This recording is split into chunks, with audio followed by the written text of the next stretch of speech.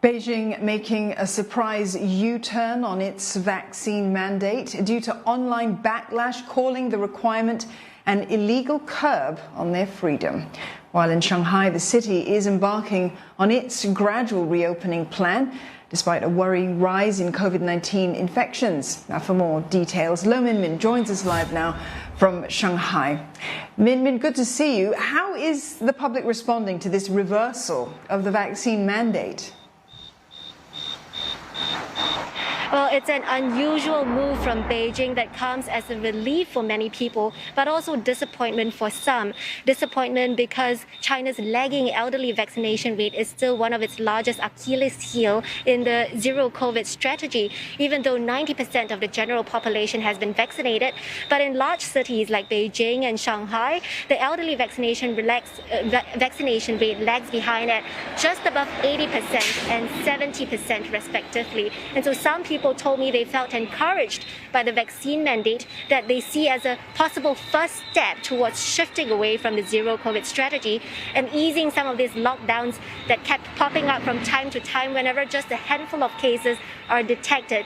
Yet there are still fierce pushback from some segments of society, and they generally fall into two categories. The first group is the elderly with underlying conditions. Now, this group is most vulnerable to getting into a critical condition if they contract the virus, but they are also the most resistant to getting the vaccine. Many fear the side effects that could escalate their health conditions, but many also told me they're confident that as long as they avoid crowded places, they wear their masks and wash their hands, they will be able to avoid getting the disease, and that security coming from China's early success in stamping out the virus. And the second group of people who are against the vaccine mandate are the young people who feel that they don't have a choice in choosing the mRNA vaccine that China still doesn't recognize, even though studies show the mRNA vaccine is more effective against the Omicron variant than the inactivated vaccine. And so foreigners who have taken the mRNA overseas are worried that they will be considered unvaccinated under Chinese law.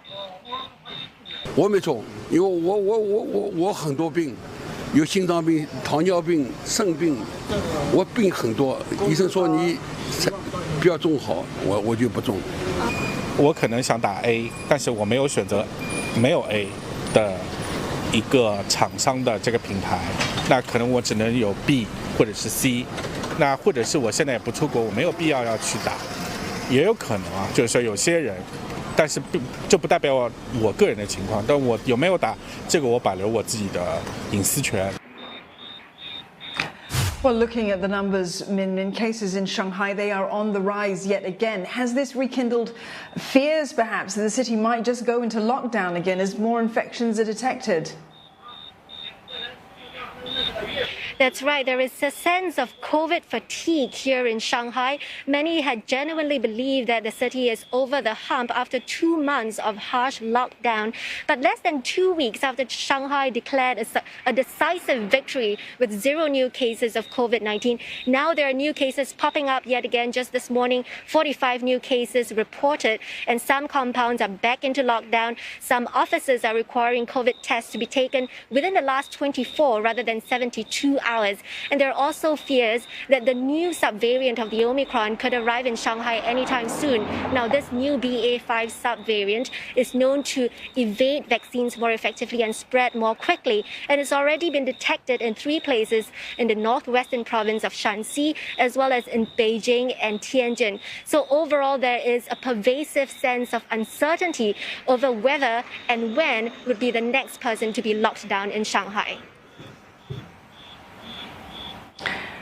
Minmin, thank you for that. Lo Minmin there from Shanghai.